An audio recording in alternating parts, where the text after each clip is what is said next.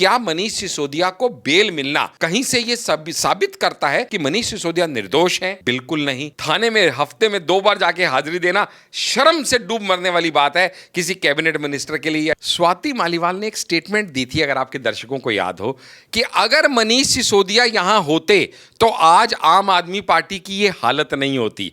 तो मैं ये आपको बता दूं, अब असली लड़ाई शुरू हुई है। इसलिए असली लड़ाई शुरू हुई है क्योंकि अरविंद केजरीवाल सीएम पद से उतरना नहीं चाहते।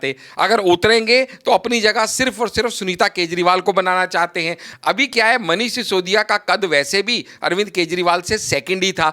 अच्छा, जब सेकंड तो तब था जब फर्स्ट पावर में है, जब फर्स्ट जेल में बैठा है, जब फर्स्ट कर ही कुछ नहीं सकता। अगर चीफ मिनिस्टर नहीं है तो deputy chief minister automatically chief minister की जगह पहुंच ही जाता है। तो ऐसे में आपस में लड़ाइयां होना, पावर टसल होना जायज बात है। मनीष सिसोदिया के वापस आने से सबसे बड़ा नुकसान किसका होगा भाई? संजय सिंह का। अब जब मनीष सिसोदिया वापस आ गए, डिप्टी सीएम तो पक्का बनेंगे, हो सकता है सीएम भी बन जाए, तो सौरभ भारद्वाज या आतिशी के हाथ से पावर खिसक जाएगी। दिल्ली की राजनीति की अगर बात की जाए तो आम आदमी पार्टी पिछली 3 बार से सत्ता में है और इसी बीच लगातार उतार चढ़ाव जो है वो देखने को मिले हैं। लेकिन पिछले 2 सालों से सबसे ज्यादा डिस्टर्बेंस अगर पूरे देश में कहीं देखने को मिला है पॉलिटिक्स में तो वो दिल्ली है। शराब घोटाला, फीडबैक घोटाला, कई सारे घोटाले जो हैं यहाँ पर वो सामने आए हैं और इसी बीच लगातार जेल से आदान प्रदान भी बड़े बड़े नेताओं का चल रहा है। लेकिन अब इसी बीच ये देखने को मिल रहा है कि कभी वो पावर खुद केजरीवाल रखना चाहते हैं, कभी सुनीता केजरीवाल को आगे करते हैं, कभी आतिशी मारलेना का नाम लेते हैं, इसी बीच सिसोदिया बाहर आ जाते हैं। फिर ये न्यूज़ आती है कि क्या सिसोदिया को पावर दी जाएगी, सौरभ भारद्वाज को पावर दी जाती है। तो इन तमाम चीज़ों के बीच में जो देखने को मिल रहा है कि क्या आम आदमी पार्टी जो है वो सक्सेसफुल आगे, अभी चुनाव आ रहा है, क्या वहाँ तक पहुँच पाएगी, क्या आपसी कलह जो है वो और ज़्यादा तेज़ हो जाएगी, कई सारी चीज़ें चल रही हैं। हमारे साथ डॉक्टर आशीष हांडा मौजूद हैं, सोशल एक्टिविस्ट, उनसे बात करेंगे इस बारे में। सर, एक तरफ आम आदमी पार्टी जश्न तो मना रही है, देखिए सिसोदिया बाहर आ गए, लेकिन दूसरी तरफ ये जो पावर वाली जो कहानी है पूरी आम आदमी पार्टी में, इसमें अभी आपको क्या देखने को मिल रहा है? किसको पावर मिलने जा रही है? क्या यहाँ पर आने वाले दिनों में होने वाला है? अर्जुन जी, आपको, आपके चैनल के सभी दर्शकों को मेरे यानी डॉक्टर आशीष का प्यार भरा नमस्कार। देखिएगा, ये पावर टसल जो है ना, ये बड़ी मज़ेदार चीज़ है। पावर जिसको मिल जाती है ना, उसको इसका चस्का लग जाता है और उसको और पावर चाहिए होती है। अभी हम पहले 2 पार्ट में आपकी बात का जवाब देंगे। पहला तो आम आदमी पार्टी और बीजेपी, और दूसरा आम आदमी पार्टी की इंटरनल पावर टसल। जहाँ पे बीजेपी और आम आदमी पार्टी की पावर टसल की बात है, वो तो जायज़ सी बात है कि बीजेपी को दिल्ली में एक सूखे का सामना करना पड़ रहा है। पिछले 25 साल से बहुत प्रयास करने के बावजूद भी बीजेपी दिल्ली में पावर में नहीं आ पा रही है। पहले कांग्रेस शीला दीक्षित सरकार थी, बाद में 2 बार से अब आम आदमी पार्टी है। तो बीजेपी का यहाँ पे आने का जो मकसद, जो ध्येय है, वो बहुत क्लियर है कि वो दिल्ली की सत्ता पे विराजमान होना चाहते हैं। लेकिन जो आम आदमी पार्टी है, वहाँ पे अब इस समय देखने की बात यह है कि आम आदमी पार्टी आई थी एक बड़ा ही एक अलग विकल्प लेके कि हम डिफरेंट टाइप ऑफ पॉलिटिक्स लेके आए हैं। लेकिन वो डिफरेंट टाइप ऑफ पॉलिटिक्स में हम लोगों ने क्या देखा ये कि जो लोग भ्रष्टाचार से लड़ने आए थे, आज वो भ्रष्टाचार के आरोपों में ही जेल के अंदर हैं। आप सोचिएगा, कभी आज तक ऐसी सरकार नहीं देखी होगी, कॉन्स्टिट्यूशन बनाने वालों ने सपना नहीं लिया होगा कि कभी ऐसा कोई दिन आएगा कि जहाँ पे किसी देश के राजधानी के अंदर वहाँ का मुख्यमंत्री सलाखों के पीछे होगा, उप मुख्यमंत्री सलाखों के पीछे होगा, कई मिनिस्टर सलाखों के पीछे होंगे, एमपी सलाखों के पीछे होंगे, एक एमपी बाकी पार्टी पे इल्ज़ाम लगा रहा होगा। ये जो आपसी कलह कलेश है, ये एक बहुत ही अलग तरह का आम आदमी पार्टी में देखने पे आ रहा है।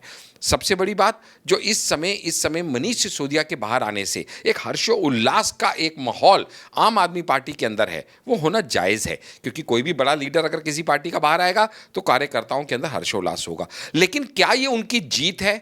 बिल्कुल नहीं। जो नैरेटिव वो सेट करने का प्रयास कर रहे हैं, क्या मनीष सिसोदिया को बेल मिलना कहीं से ये साबित करता है कि मनीष सिसोदिया निर्दोष हैं? बिल्कुल नहीं। क्यों? क्योंकि बेल इस देश के संविधान और कानून का नियम है। Bail is the norm, jail is not the norm. तो बेल तो कभी ना कभी तो किसी ना किसी को मिल ही जाएगी।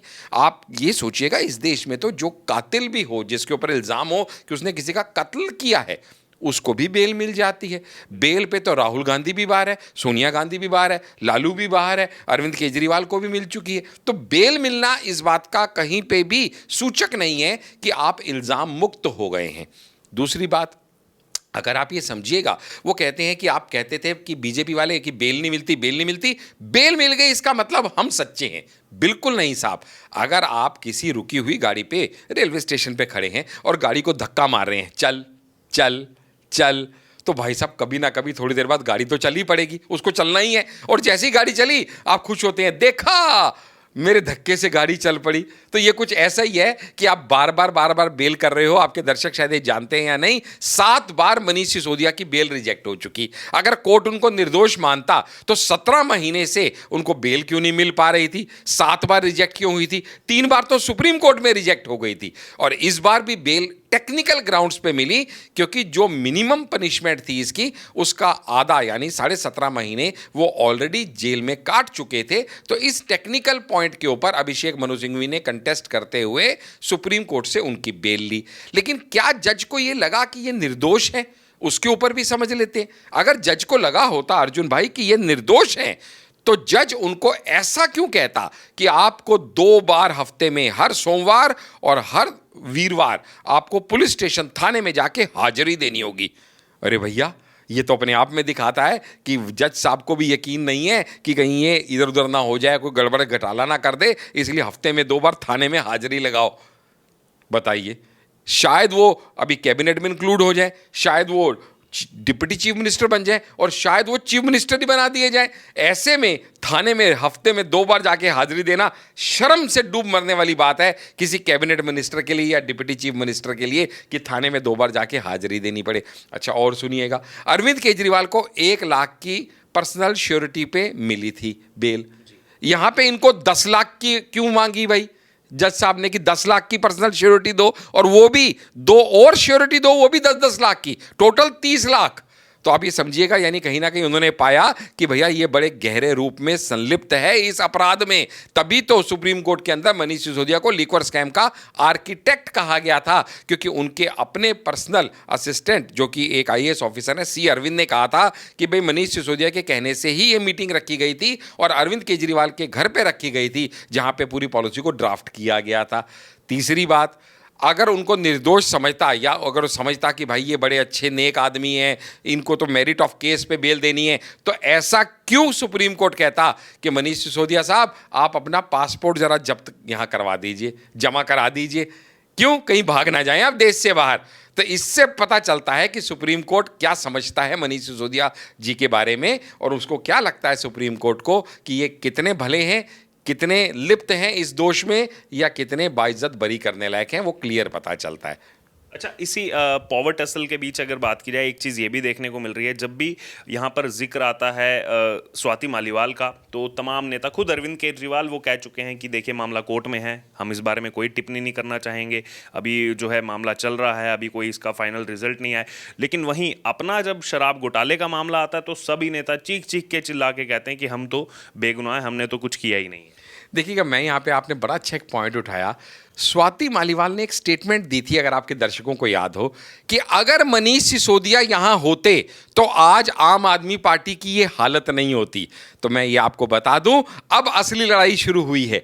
इसलिए असली लड़ाई शुरू हुई है क्योंकि अरविंद केजरीवाल CM पद से उतरना नहीं चाहते। अगर उतरेंगे तो अपनी जगह सिर्फ और सिर्फ सुनीता केजरीवाल को बनाना चाहते हैं। आम आदमी पार्टी में उसके लिए कंसेंसस बन नहीं रहा। CM पद से वो इसलिए नहीं हटना चाहते क्योंकि जो 55 करोड़ का घपला करके, जिनके चक्कर में अब CPWD के बेचारे कर्मचारी और ऑफिसर बेचारों को सस्पेंड किया जा रहा है, वो बंगला उनके हाथ से निकल जाएगा। अगर CM पद छोड़ा तो शीश महल भी छोड़ना पड़ेगा, इसलिए CM पद से वो छोड़ना नहीं चाहते। लेकिन दूसरी तरफ मनीष सिसोदिया का कद बढ़ता चला जाएगा। अब क्यों? क्योंकि पहले क्या था, मनीष सिसोदिया, संजय सिंह, ये सब जेल के अंदर थे, अरविंद केजरीवाल जेल के बाहर थे। अभी क्या हो गया, केस स्वाइप हो गया, उल्टा होगी कहानी। अभी अरविंद केजरीवाल अंदर चले गए और ये सब लोग बाहर आ गए।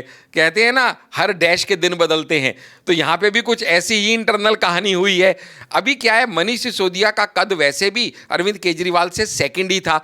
अच्छा, जब सेकंड तो तब था जब फर्स्ट पावर में है, जब फर्स्ट जेल में बैठा है, जब फर्स्ट कर ही कुछ नहीं सकता। अगर चीफ मिनिस्टर नहीं है तो deputy chief minister automatically chief minister की जगह पहुंच ही जाता है। ऐसे में अरविंद केजरीवाल के लिए अब दिक्कत यह है कि अंदर से मांग होनी शुरू हो गई है कि मनीष सिसोदिया को डिप्टी चीफ मिनिस्टर तो बनाना ही बनाना है, क्योंकि जैसे हेमंत सोरेन चीफ मिनिस्टर थे, चंपई सोरेन को बना के जेल गए, जैसे ही बाहर आए चंपई सोरेन को हटा के खुद दोबारा बन गए। तो ऐसे मनीष सिसोदिया भी डिप्टी चीफ मिनिस्टर तो बनेंगे ही बनेंगे बेल पे आने के बाद। लेकिन अभी जो आपके हालात है उसके चलते हुए आपके अंदर से आवाज आ रही है कि भाई आप इनको डिप्टी चीफ मिनिस्टर को सीधा चीफ मिनिस्टर ही क्यों नहीं बना देते। अब अरविंद केजरीवाल मना करे तो करे कैसे, हाँ करे तो करे कैसे। और अगर मैं सच में कहूं, मैं मनीष सिसोदिया का कोई फैन नहीं हूं, लेकिन नैतिकता के आधार पर अरविंद केजरीवाल से कहीं ऊपर है मनीष सिसोदिया। इसलिए कि मनीष सिसोदिया को 26 फरवरी 2023 को गिरफ्तार किया गया। 28 फरवरी 2023 को उन्होंने रिजाइन भी कर दिया 2 दिन के अंदर। और अरविंद केजरीवाल की हालत देखिए, सभी पिट पिट के मर गए, भाई रेजिग्नेशन दे दे, भाई संविधान का खून मत कर, भाई इस तरह से काला धब्बा मत लगा देश की राजधानी की पॉलिटिक्स के ऊपर। लेकिन वो कहे जी कुर्सी ना छोड़ूं, और कुछ ही छुड़ा लो, कुर्सी ना छोड़ूं। तो ऐसे में आपस में लड़ाइयां होना, पावर टसल होना जायज बात है। दूसरी सबसे बड़ी बात, मनीष सिसोदिया के वापस आने से सबसे बड़ा नुकसान किसका होगा भाई? संजय सिंह का। क्यों? क्योंकि संजय सिंह आज की डेट में, जब ये दोनों अंदर थे, बिग बॉस थे आम आदमी पार्टी के। क्यों? सांसद भी थे और संसदीय बोर्ड के अध्यक्ष भी थे आम आदमी पार्टी के पार्लियामेंट में। तो इन्हीं की सब चलती थी। अब जब मनीष सिसोदिया वापस आ गए, डिप्टी सीएम तो पक्का बनेंगे, हो सकता है सीएम भी बन जाए। तो ऐसे में संजय सिंह का कद तो अपने आप नीचे हो जाएगा, जिसका सबूत यह है कि जब रिपोर्टर ने मनीष सिसोदिया के बाहर आने से पहले पूछा सौरभ भारद्वाज को कि भाई मनीष सिसोदिया बाहर आ रहे हैं, कैबिनेट में इंक्लूड होंगे? बोले जी क्यों नहीं होंगे, जरूर होंगे। यही सवाल जब संजय सिंह से पूछा गया, भाई वो मनीष सिसोदिया बाहर आ रहे हैं, कैबिनेट में इंक्लूड होंगे, तो उनका जवाब पता क्या था? आने तो दीजिए पहले बाहर, फिर सब लोग बैठ के मंत्रणा करेंगे, जो भी पार्टी का फैसला होगा आपको बता देंगे। यानी हाँ ना बोला गया उनके मुंह से। और सबसे बड़ी बात आपको बताऊं, आप ये बात समझिएगा भैया मेरे, कि इनसे भी ज्यादा बड़ा नुकसान किसका होगा? मनीष सिसोदिया के अंदर जाने से सबसे ज्यादा फायदा किसको हुआ था? आतिशी और सौरभ भारद्वाज को, क्योंकि इन दोनों को कैबिनेट में इंक्लूड कर लिया गया था। मनीष सिसोदिया ने जब रिजाइन किया, 18 पोर्टफोलियो थे इनके पास, दिल्ली सरकार के 18 मिनिस्ट्री, वो सारी की सारी सौरभ भारद्वाज और आतिशी को दे दी गई। और वो भी कौन सी थी? मक्खन थी जी, मक्खन। एजुकेशन, हेल्थ, पीडब्ल्यूडी, फाइनेंस, अब ये सारी की सारी इनको दे दी गई। अब मक्खन मलाई सारी उनके पास चलेगी। अब ये बड़े भाई वापस आ गए मनीष सिसोदिया, अब वापस आएंगे तो जाहिर सी बात है अपना पोर्टफोलियो भी वापस ले लेंगे। तो सौरभ भारद्वाज या आतिशी के हाथ से पावर खिसक जाएगी। आतिशी जी वहाँ स्कूल के अंदर तो खुशी के आंसू दिखा रही थी मनीष सिसोदिया के आने पे, लेकिन यकीन रखना घर के अंदर अकेले में जब बैठी होंगी ना, तो आंसू तो फिर भी आ रहे होंगे, पर खुशी के ना आ रहे होंगे अब की बार। क्यों? जिसके हाथ से पावर निकलती है ना भाई साहब, वही जानता है दर्द कैसा है। तो अभी जो लड़ाई अंदर की अंदर चलने वाली है ना जी इनके अंदर, वो गजब लड़ाई अभी चलने वाली है। अभी आप देखना, सुनीता केजरीवाल, आतिशी, सौरभ भारद्वाज, संजय सिंह, मनीष सिसोदिया, अरविंद केजरीवाल, क्या कहते हैं जी, बड़ी पुरानी कहावत है कि सब लोग गुट मिलके ना, गैंग मिलके ना चोरी तो इकट्ठी कर लेता है। असली तो मजा तब आता है जब उस चोरी का माल का बंटवारा होता है। तो अब जब ये पोर्टफोलियो का बंटवारा होगा ना, तब एक दूसरे की जो बाल खींचते नजर आएंगे ना, वो बड़ा इंटरेस्टिंग होगा अर्जुन भाई, देखना। तो ये आपने सुना हमारे साथ डॉक्टर आशीष हांडा को। दिल्ली में इस समय जो वर्तमान परिदृश्य चल रहा है, खासतौर पर आम आदमी पार्टी को लेकर के, क्योंकि पिछले 10 साल से सत्ता में है और चुनाव भी आने वाला है, और उससे पहले की ये पावर टसल से कहीं ना कहीं बड़ा नुकसान आने वाले चुनाव में भी हो सकता है। और इस पूरे मुद्दे को लेकर के अपनी चर्चा जो है हमारे साथ की, अपनी राय रखिए। आपकी इस पूरी चर्चा से जो राय हो आप ज़रूर हमारे साथ कमेंट बॉक्स में शेयर करें।